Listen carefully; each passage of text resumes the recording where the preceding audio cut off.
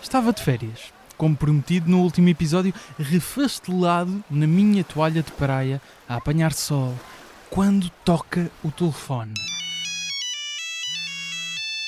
E é Daniel Sloss a perguntar se podia vir ao Amor à Primeira Vista.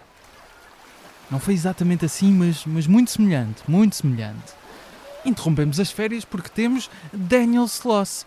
O episódio que estás a ouvir é a versão original, em inglês. Se preferes ouvir a versão dobrada em português, na mesma plataforma onde estás a ouvir este episódio, encontras essa outra versão.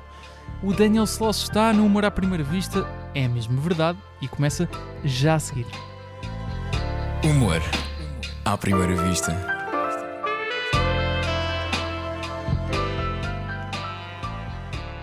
O Daniel Sloss é um comediante escocês de 32 anos, mas já desde os 17 que faz stand-up comedy. É para mim um dos mais jovens talentosos humoristas da atualidade. Esteve pela primeira vez em Portugal em 2017 no palco comédia do Nós Alive. Um ano depois explodiu para o mundo com Dark e Jigsaw, dois espetáculos de stand-up lançados na Netflix. Mais tarde, um novo espetáculo, X, disponibilizado na HBO em 2019. Voltou a Portugal em 2021 com Hubris, escutando 5 sessões num Tivoli em Lisboa. Lança agora um novo espetáculo, desta vez através do seu próprio site, Socio, que estreou em 2022. E agora regressa a Portugal e é a vez do espetáculo Can't, como prometido da última vez que cá esteve, vai passar também pelo Porto, no dia 31 de agosto, no Coliseu, também em Lisboa, 1 de setembro, no Coliseu dos Recreios. Daniel Sloss, welcome to Humor à Primeira Vista. Thank you so much for Hey, joining. thanks for having me, man. Thank you so much. I believe you are the first international comedian to do 3 shows here in Portugal. I think Jimmy Carr was here twice, but you are the first to do it 3 times. So Great. yeah. I finally fucking beat Jimmy. And also Louis C.K. He was here also 2 times. So I really need to ask you about your first time in Portugal, because it was in a really weird setup, I would say. It was at a music festival, Yes. Not Alive.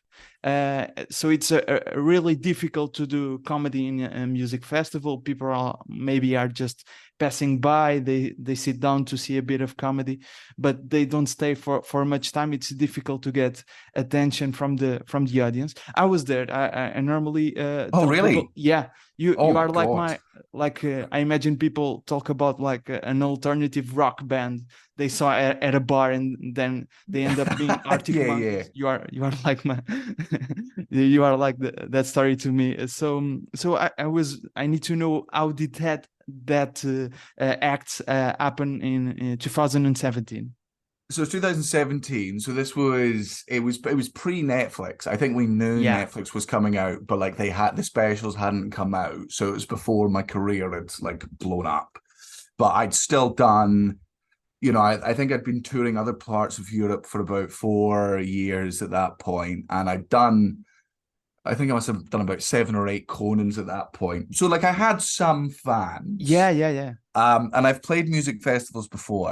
And you did Conan before that that act in Portugal. So yeah, you already had. I remember. I think I saw you at that Nós Alive. You did thank you Jesus, the beat we see in Jigsaw or in Dark. I don't remember. Yes, I think it's in Dark. I think. Yeah.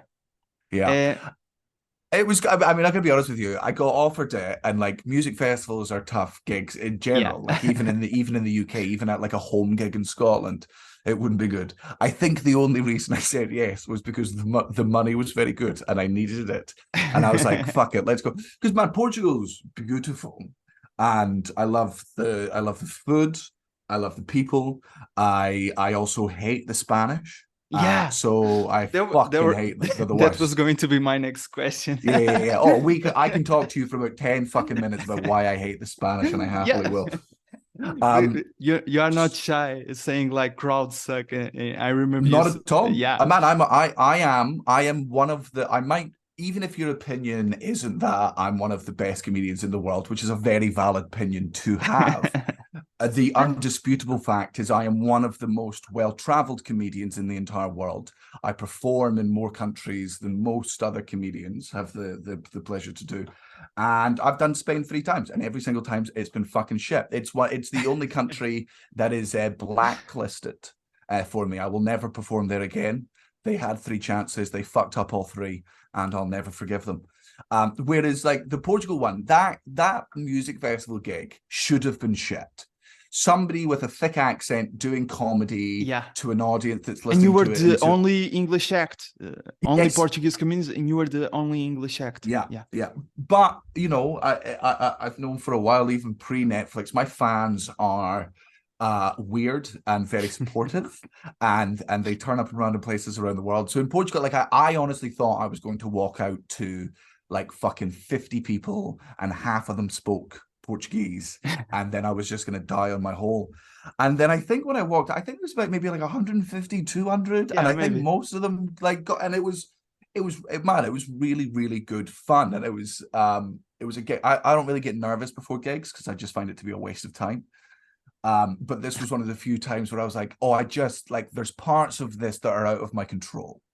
Like, even if I have the best gig in my life, if somebody has the best gig of their life in a language you don't understand, it doesn't fucking matter.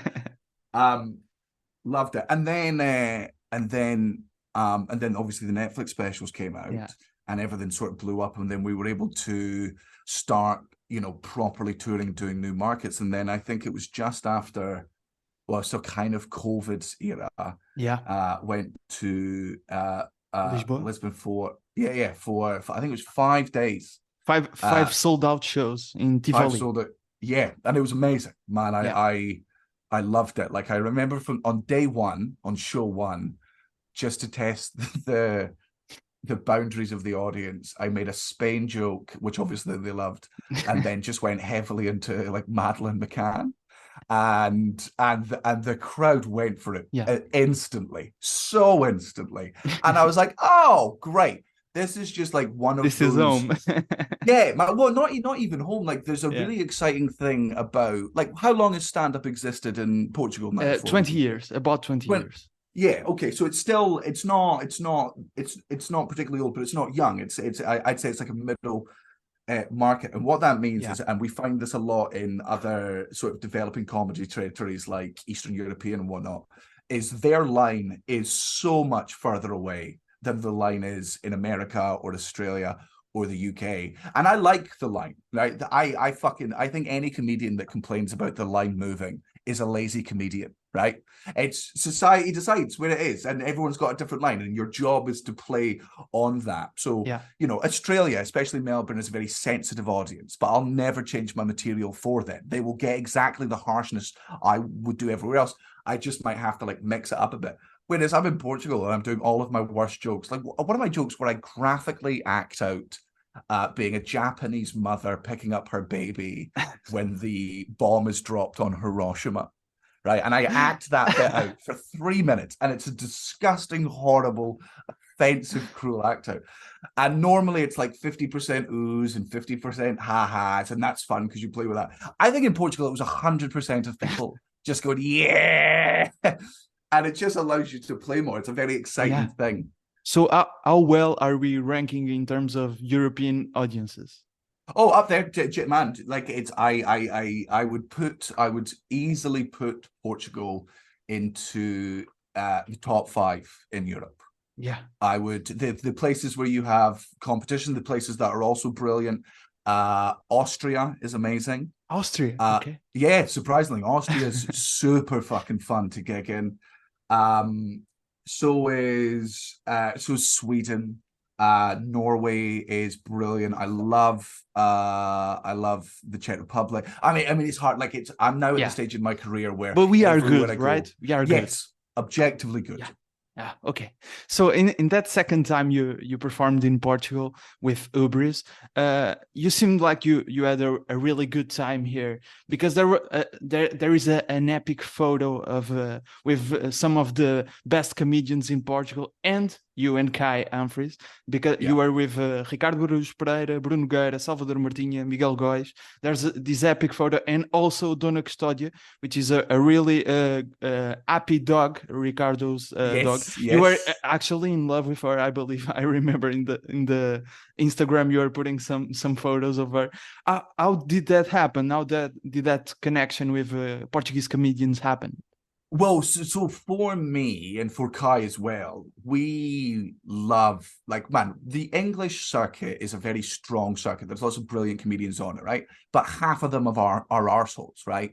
Yeah. It's a very competitive sort of, it can be bitter, it can be jealous. And I'm not saying I'm not responsible for that as well. I absolutely contribute to it.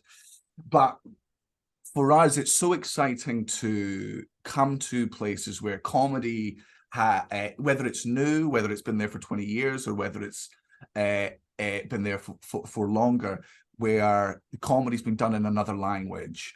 And it's just, I love meeting other comedians in general, but I love meeting comedians from other fucking scenes to just compare, to be like, okay, like, Yeah. where are you all at in your scene time? Like, and what type of comedy is it? Is it political satire? Is it clown? Is it straight stand-up? And if it is straight stand-up, is there any differences between the way the Portuguese do it? Because, I mean, even like from a linguistic point of view, comedy has to be different in several different languages. Like, Yeah. the way German sentence structure is very different from English sentence structure. Yeah. So the reveal of the joke can be harder to do in one language more than the other. And I could talk about comedy for hours and hours and hours on end. I love talking shop. I love talking the science and the chemistry of this.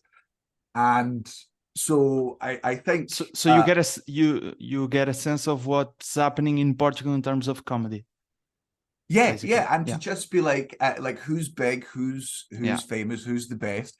So I think somebody told us about Ricardo, because I asked, I'm like, who's the biggest comedian in Portugal? And they say him. And I'm like, man, if I ever get the chance to meet him, I'd love to, even if it's just like backstage, I'd love to say hi. And obviously, because him and his family are the kindest people in the entire world, they hosted us with this amazing meal at their beautiful home. He's massively into cigars, and like, Yeah. even though I like cigars, but not massively, like, he's bringing out these really expensive ones, and I'm like, man, do not waste any of the good shit on me at all. He gave me an amazing book, which I think I'm only with 3/4 of the way through, about the Portuguese poet Pessoa. Yeah, Fernando Pessoa. Yes. Yeah. So I read a lot of that, just because it was a gift and I was very grateful for it. And then, yeah, man, we just sat drinking, and the one thing I fucking will call Ricardo out for, like, he knew I had a show that night, and he was not strict with any of the wine I was being given, any of the fucking alcohol. He's like, you gotta try this liqueur we have. And I'm like, okay, man, you're lucky I'm an alcoholic, because otherwise this would be a really, really unprofessional thing. I've spent so many nights of my career being drunk on stage, because I know for other comedians they find that intimidating and scary, but I like the looseness of it. And yeah, man, it's just the best. I think he brought his kids along. And I man, comedy in other countries just fucking fascinates me, because it's like all art, right? Which is, people do discover it. There isn't one of the big questions I always get asked by interviewers is like, oh, you travel around the world, like, how do audiences differ in every country? And the answer is almost barely, right? Because I'm at the stage of my career where wherever I go, I'll always find my own audience there, because I've had the exposure of Netflix and HBO and Conan and whatnot. I'll always find my own people. Like, I think there's more differences between a Monday crowd and a Saturday crowd than there is between a Portuguese crowd and a Russian crowd, for example. That's really interesting. Yeah. Well, man, the only exception is the Spanish. The only exception is those fucking dirty, lazy pieces of shit. I also always ask I usually interview Portuguese comedians, and it's really funny, because I always ask them how they met Ricardo, and it's funny because with you, because it's a story of how they met someone they admire so much, and they didn't know how to react. It's always a good story. Do you have any similar story with English comedian or someone you admire from the comedy scene that you got like starstruck? Yeah, absolutely. Well, first of all, I will say this about meeting Ricardo. Como é que conheceste o Ricardo?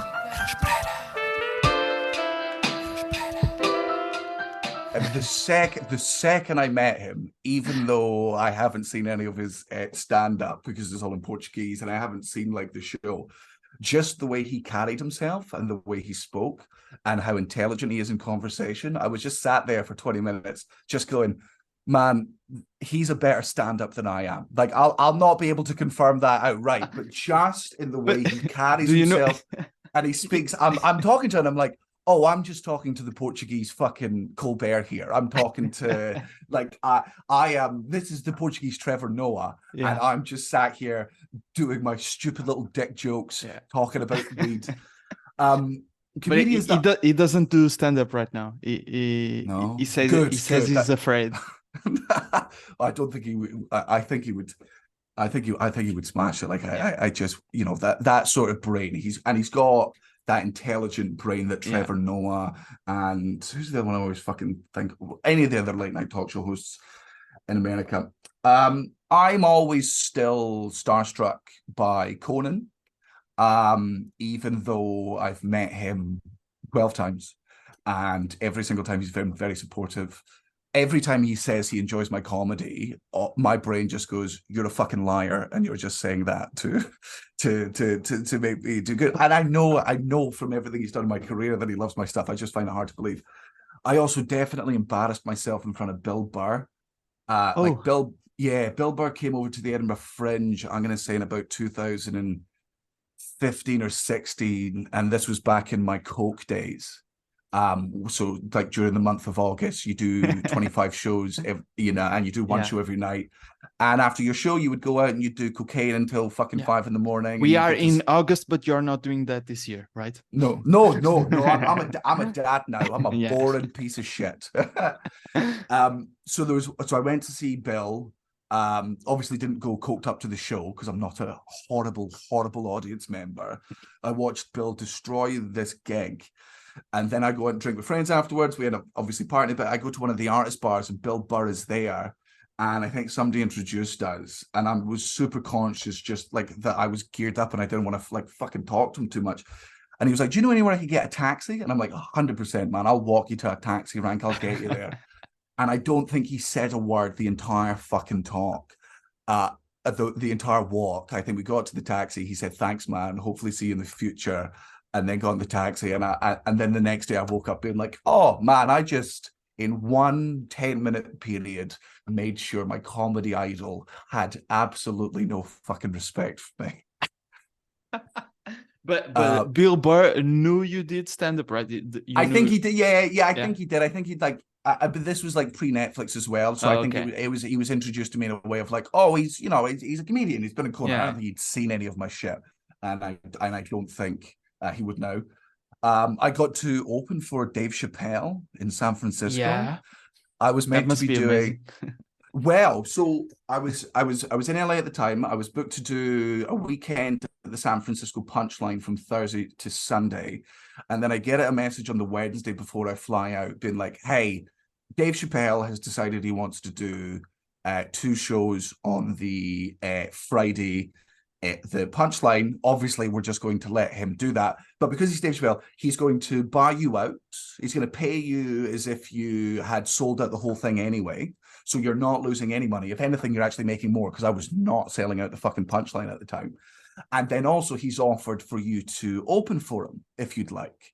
And so I replied saying, I would absolutely I don't mind that he's done this. I would love to come to the show. I would love to watch both shows, but I do not want to open for it. Like, I don't die much anymore, but like to a new crowd that doesn't know me, there's always the chance I fuck up and they're not interested. And I cannot risk even a 1% chance of bombing in front of one of the greatest to ever do it. So I said, thanks, but no thanks. And then I think my dad was beside me and he was like, what was that about? And I told him. And it's the only time I've ever seen him like close to angry. And he was like, don't you fucking dare like let your pathetic ego and your little insecurities get in the way of this once in a lifetime opportunity. Yeah. And so then I had to phone my agent back up and be like, hey, sorry, if you could just tell them that, yeah, I do want to open for Dave. And I did. And man, it was fine. I did okay. But like, man, when I'm on stage, I can feel the audience going, we just want Dave Chappelle. And I'm on stage going, I just want Dave Chappelle. like, and also, if there's any comedian in the world who doesn't actually need a fucking warm-up, it's Chappelle. It's Dave Chappelle. It's Dave. And you've done it there. That was the coolest fucking thing. Like the backstage, the running order was like Daniel Sloss, another comedian, and then headliner Dave. And I'm like, for one of the most common names in the English language, like it's easy to be a one name like Cher or Madonna, because even Burr, when we say Burr, you know, there's only one fucking Burr. To be Dave, to be so confident that you're just the only fucking Dave, that's rock and roll, man. That's pretty cool. I always ask the guests if they have any joke of other comedian you wish you had wrote. Oh, Jim Jeffries' Gun Control. Oh, that amazing bit. Yeah. Or the one I saw recently was Shane Gillis, his routine about Donald Trump would be the funniest president to assassinate, just because the noise he would make when he got shot. Like he would be standing up there, he'd be like, "You're gay, you're a loser, you suck." Like the gunman would be coming towards him. He'd be like, "Look at this guy, not a good guy." And then the guy would shoot and he'd go, and it's just, and Shane does this really good, and the noise is so funny. It's a really good Trump impression. And then, which I think is such a crucial thing to comedy, is you have to insult both sides of the spectrum, right? You can be left leaning, you can be right leaning, or you can be a fucking centrist. Your responsibility as a comedian is to attack everything, to attack both sides. And so at the end of this joke, he's like, also, I would say, I think Joe Biden is the only president that you could assassinate with a punch. Just walking up, like, how you doing, Mr. President? Blam! Yeah, that's really good. Oh, man, really I saw that joke the other day. And Dave Chappelle actually dragged Shane Gillis on to do it at the Comedy Cellar, which must be one of the greatest feelings in the world, to have Dave Chappelle. You go there and you do that joke. And what a chance to bomb. What a easy situation for you to have a bad gig. And he smashed it. That's really good. I wasn't going to talk about the Jigsaw divorces thing because it was already talked about a lot, but I found this really interesting fact because in Jigsaw, like I said, you talk about relationships, how people prefer to be in a toxic relationship than being alone, and that joke led to like 250,000 divorces, I think, at least. Oh, no, it was like, I think it was 300,000 breakups, and I think it was I think we're close to 400 divorces now. Like okay. And I'm no like a data scientist, but I was checking the Portuguese polls, like when we inquired the all Portuguese population, and in 2021, this is the most recent data I could find, in Portugal, per 100 marriages there were 60 divorces. Do you think that's why we love you so much, Daniel? Oh God. I mean maybe I'm not going to be arrogant enough to say that I had a fucking effect on that. But I think it's Jigsaw. Jigsaw, much like Dark, was this show that I just wrote about something that like I was angry about. Like I got out of this toxic relationship with this horrible woman, and like the palpable fucking relief afterwards. I'm like, there's no way I'm the only person that's gone through this. You are expelling your demons, let's say. Yes, yeah. And the thing is, you never, as comedians, we never get to choose how people consumer art. You know, people, and that's true for all art. You don't get to decide how much it means to someone, and how they take it. I never expected Jigsaw to have the impact it did. I thought all the fucking reviews were just going to be like, bitter white man complains about fucking white ex-girlfriend, isn't fucking sexism all alive and well. And then what actually happened was I ended up getting lots of women and men and gay couples and stuff, and all fucking ages, from like the youngest breakup I think was like a 13-year-old. I think the oldest breakup I caused, I had a 18-year-old girl come with her parents' divorce papers and got me to autograph them. Oh, damn. Yeah. And her dad was with her. He was like, "Thanks, man. It was the best thing she ever did for us." It was. And did someone after a show in Portugal told you they got divorced because of Jigsaw? No. Yeah. In Portugal? Portugal. I think there was 2 there, and then a lot of breakups. Yeah. Nice. Yeah. Some of these statistics are because of you. Some of them, a very small amount, but I absolutely, and also like I always clarify this: Jigsaw has never made a healthy relationship break up, right? That's not the power of the show. You know, my parents watched Jigsaw 50 times, right? And they're still together and they're still in love. There's plenty of people out there who watch Jigsaw with their partner and then we're like, all of this is correct and I still love you. Yeah. I just tend not to talk about that much because it's not as funny. Yeah, I want to ask you about something I heard you said on the Good One podcast a couple of years ago. You talk about Dark, Jigsaw, and also X because they have like mostly the same structure. And you said you kind of it happened that you had jokes to tell and you found something to say between those jokes. And you said that after that you wanted to do a show that was just good jokes, not like a message or some shit like that. And 4 years have passed since X was released. Like right now, do you feel the pressure to have another show like that, or even do you want to go back to a show like that because they were so, like you said, they were widely applauded worldwide? So Hubris was very much just like me sort of cleansing myself of like that and just being like, I'm just going to go out and do stand-up. And in the end, I ended up really liking Hubris for a lot of the tour, which is rare because, like, man, there's always a point. I hate all of my shows by the end. I know fans are disappointed when they hear that. But like, I will never, ever, under any circumstance, watch X ever again in my life. I will never, ever. I won't even watch a 90-second fucking clip of that piece of shit just because it takes me back to a place where, you know, I wasn't happy. Hubris was nice and I was enjoying it. I will say this, in fucking Portugal, the first fucking show, the first person that met me after the show was like, "Hey man, this is your weakest show." And I'm like, "Oh, okay." He was like, "Yeah, man, I love all your stuff." Like, it was still fine, but it was just a bit meh. And that hurt my feelings a bit for about, 10, 15 minutes. Everyone else is asking for photos and things. And I'm just constantly running this comment over in my head. I have a couple more drinks. I have a fucking joint. I think about it. And I'm like, you know what? First of all, everyone is entitled to their opinion. Comedy is the most subjective art form in the world.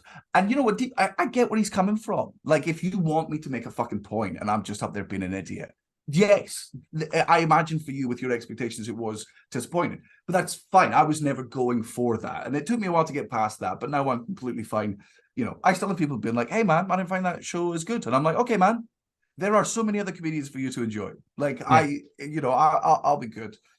This show is pretty much just the same. It goes in what direction? Well, I would say it's just stand up, but there's like a through arc, like it all just links together. But I wouldn't say it's powerful or changing or anything like that. And I'm loving performing it. Like, I really am enjoying every time I do it on stage. But I think for the next one, because I'm not going to be writing a new show until, late 2024, early 2025. I never wanted to put points in the show just for the sake of putting stuff in the show. I spoke about my dead sister in Dark because that was the first time I'd ever tried doing anything like that. That was in there. Jigsaw was written after a time when I was got that breakup, and I wanted to talk about that. Then Socio, which was actually the one after that, kind of it's available on your website. On my website, it kind of had a through arc, and it kind of had a little point at the end, but not massively. And then obviously X, the show about rape and sexual assault, had this very big point at the end. But that's because I was writing the show X, and it wasn't going to be anything. It was just going to be stand up, and then one of my old friends sexually assaulted my friend, and in like the April, May of that year before the Fringe, and we started writing it into the show in about June or July, and then it slowly became X. So it was never my intention. Now, I do have something I want to talk about, and it's something I want to talk about on stage. I know my next show is going to be about addiction. There's just no way I'll be able to write anything because I can only talk what's about what's in my brain and what is important to me at the time. And this will come as a surprise to no one apart from me, but 3 years ago I sort of came to terms with the fact that I am a drug addict. It's only marijuana, like it's not it's not coke, it's not heroin, it's not speed. And marijuana is such a boring drug to be addicted to. It's like being racist towards the Finnish. Like, who cares? Like, racism is bad, but racism to the Finnish, who gives a fuck? Drug addiction is bad. Drug addiction to marijuana, boo-hoo, wah, wah, wah. Just smoke less, you little Snoop Dogg wannabe. But like for me, man, being addicted to weed is really, really hard. Like it's, I do not have any control of it. Like, and it's, now that I'm a father and I'm growing up and I'm sort of becoming more responsible, I'm going through periods where I'm trying to, beat it and get past it. And I think I want to talk about it on stage because, one, we're all addicted to things. I think it's such a relatable fucking thing, especially in this time. Like, we're all addicted to lame things that we don't think are that damaging, but in the long term, essentially make us unhappy. Yeah. But then again, I also don't want to, man, there are so many healthy stoners out there. There are stoners that are able to, just toke up every night or at the fucking weekends. And I don't want to ruin weed for them because they're in control. Yeah. I'm not an alcoholic, right? And I have respect from people who are recovering alcoholics. But like whenever they get like, holier than thou, like drinking's a poison, drinking's this, drinking that, I'm like, it's to you, right? It's a you problem, and I get that. But don't try and ruin something that I've got control over, right? It's the same thing like fat people are doing right now. They're like, I don't give a fuck if I'm fat. I like food and I like my body. I don't care what anyone else thinks. Don't ruin this thing that I enjoy for me. So, I want to talk about, my own. And here's the thing, you talk about your own personal experience, and then you allow people the chance to choose to relate to you. You never tell them what to think. You tell them what you think and why you think that, and hope that they can, at least relate to it. And also, man, stoners are, for the past fucking 10 years of my career, they've been bringing me weed after show. So they're my heroes. But you are already writing that show or just thinking about it? Just thinking about it. I've got it. Okay. Like I'm doing this show at the moment, and I know that if I were to actually sit down and like write anything out, I would then just start thinking about the next show, which would take away my performance from this one, and I don't want to do. So what I do is I just take like notes. I know what I want to talk about, and I just sort of have it like stewing up there. And then when I'm hopefully, like much like a baby, it's just growing in there, and hopefully in about a year and a half, I'll be able to push it out. We had a problem with the video call right at the end of the interview, but Daniel was kind enough to send a voice message with his answers. Fringe is happening right now in Edinburgh. It's the biggest arts festival in the world. Comedy is a big part of it. In that spirit, can you tell us some stand-up comedians we might not have heard of in Portugal, but you think they are going to be big in the next few years? So for me, best comics to see at the Fringe is always going to be Mark Nelson. He's one of the best Scottish comedians and has been for well over a decade now. His shows are political but makes fun of both sides. They're clever but also silly and very well written. It's a real masterclass in stand-up. I always love Gareth Waugh. I think he's so funny. He's a really good writer. He's a fucking hilarious performer, and just a lot of silliness. And I'm always a fan of silliness. I like. I'm gonna get his name wrong, and I always will. André de Freitas. He's one of yours. I had the pleasure of meeting him last year.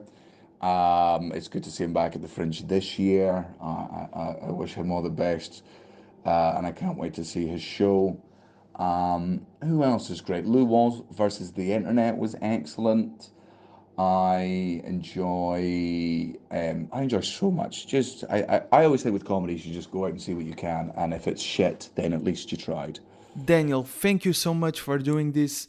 I just have to say that I still think about the gay penguin bit at least once a month. The reason I was in Edinburgh Zoo and I was with the penguins, I was allowed to go in there and interact with the penguins, and the zookeeper person I was with was going around and she was like, and this is where they eat, and this is where they sleep, and this is where they swim, and these are our two gay penguins. And I went, what? And she went, these are our two gay penguins, and I was like, one more time, please. She went, these are our two gay penguins. I was like, why did you show me anything else? Wasting my time with giraffes. Tell the rest of the animals to take the week off because this is the zoo now, okay? And the reason they are gay penguins is the greatest reason I have ever heard. As an audience, can you tell the difference between a male and female penguin? No, neither can most male penguins. Do you have any update on that story? I actually have an update on the gay penguins, which is a very sad update. So if you enjoyed the gay penguin story, I urge you to stop listening right now. And that is that after I did the gay penguin story on Conan and it went viral, the people of Edinburgh Zoo reached out to me again and said, thank you for talking so fondly of us. We thought the video was hilarious. If you ever want to come back in and meet the penguins again, by all means. So I spoke with one of the zookeepers, and turns out one of the gay penguins died, and the next day his partner immediately moved on and became straight, which is just the saddest, worst possible fucking ending to that. Really not good for the narrative. It's meant to be a very pro-gay routine, and it is natural, it's common, there's nothing wrong with it. It should be celebrated. Though now I feel like all the bigots are going to be like, so it turns out the cure for gayness is to just kill one of them, and that is not it. Gay people will not go straight if their partner dies. They won't. They almost definitely won't. O Daniel Sloss está no Instagram, em Daniel Sloss, eu em Gustavo Rito Carvalho, o podcast em humoraprimeira-vista.podcast, com excertos em vídeo das entrevistas, passem por lá. Estou também no TikTok, com excertos em vídeo das entrevistas, em Gustavo Rito Carvalho. As ilustrações são do Nuno Amaral, os jingles do André de Freitas e do Luís Batista, com vozes do Rui Mirama e do Tiago Filipe. E atenção, o Tiago Filipe desta vez deu também voz ao Daniel Sloss, versão portuguesa. Que bela voz, Tiago, muito obrigado. Há mais episódios para ouvir nas plataformas de podcasts. Já agora aceitamos reviews, estejam à vontade, deliciem-se. Com agosto já a decorrer, desta vez é que fazemos mesmo uma pausa no podcast. Desta vez é que é. Mas regresso em breve. Até um dia.